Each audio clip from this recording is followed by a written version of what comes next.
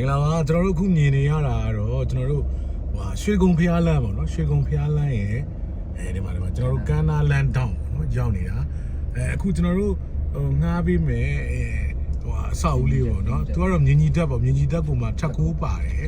သူက22လမ်းနဲ့ကမ်းနားလမ်းတောင်းမှာရှိတယ်ကျွန်တော်တို့ခုခဏနေရှေ့ရင်တော့ရောက်ပြီပေါ့နော်အဲ့ဒါလေးကျွန်တော်တို့လိုက်ဒီနေ့ရောက်ပြီမှာဖြစ်ပါတယ်အခုကျွန်တော်တို့သွားမှာခုနကတော့ကျွန်တော်ပြောရရတယ်ကဲဟိုဘက်ထဲမှာနည်းနည်းရိုက်ပေးလိုက်ပါဦးအခုနာမည်ရမ်းကြီးနေတယ်ဟိုမှာဒလာတရာကြီးဖြစ်ပါတယ်ဇုံးလေးပါဆွဲပြလိုက်အဲ့နားမရောက်ခင်22လမ်းဆိုတာ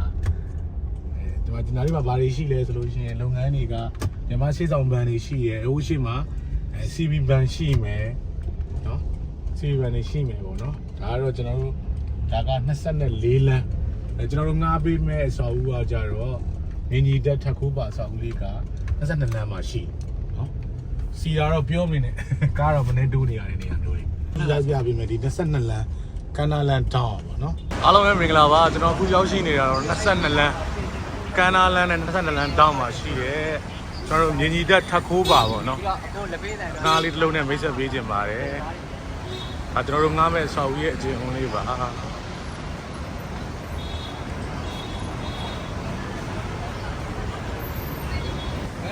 ကျွန်တော်ခုရောက်နေနေရတာကလာတာမျိုးနဲ့လာတာ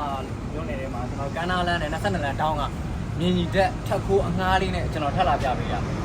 နော်ခုရဲ့လမ်းကကျွန်တော်မသိလိုက်ဒလာကြီးအဲ့ဒါကြီးဒါပြီးသွားမယ်ဆိုရင်လူချင်းမင်းစီးပွားရေးတိုက်တဲ့လုပ်ငန်းအကုန်လုပ်လို့ရတယ်အားလုံးအဆင်ပြေသွားတယ်ဒလာနဲ့ဒီဘက်ကမ်းနားလမ်းကပေါင်းမှုတရားဖြစ်သွားတဲ့အတွက်ဟိုဘက်ကမ်းလူတွေပြီးလို့ရှိရင်ဒီမှာကျွန်တော်တို့တော်များတယ်ဗျာဒီကြီးတွေလည်းဒီကဘေးမှာဆို CB ဘန်တွေရှိတယ်ဒီဘက်ဘေးမှာဆိုလို့ရှိရင်စားသောက်ဆိုင်တွေရှိတယ်ဒါကသူ့ရဲ့ location ပေါ့နော်ကျွန်တော်တို့အစာအုပ်ကိုပြန်ကြည့်မယ်ဆိုလို့ရင်သူက down type ဖြစ်တယ် down type ဖြစ်တဲ့အတွက်ကျွန်တော်မျက်နှာစာနှစ်တက်ရတယ်မျက်နှာစာကကျွန်တော်ဘယ်လောက်ရှိမလဲဆိုရင်ပေ20ဝန်းကျင်မှာရှိတယ်နောက်က62ပေနဲ့ပေ65ပေကြားထဲမှာရှိတယ်ကျွန်တော်ဒီက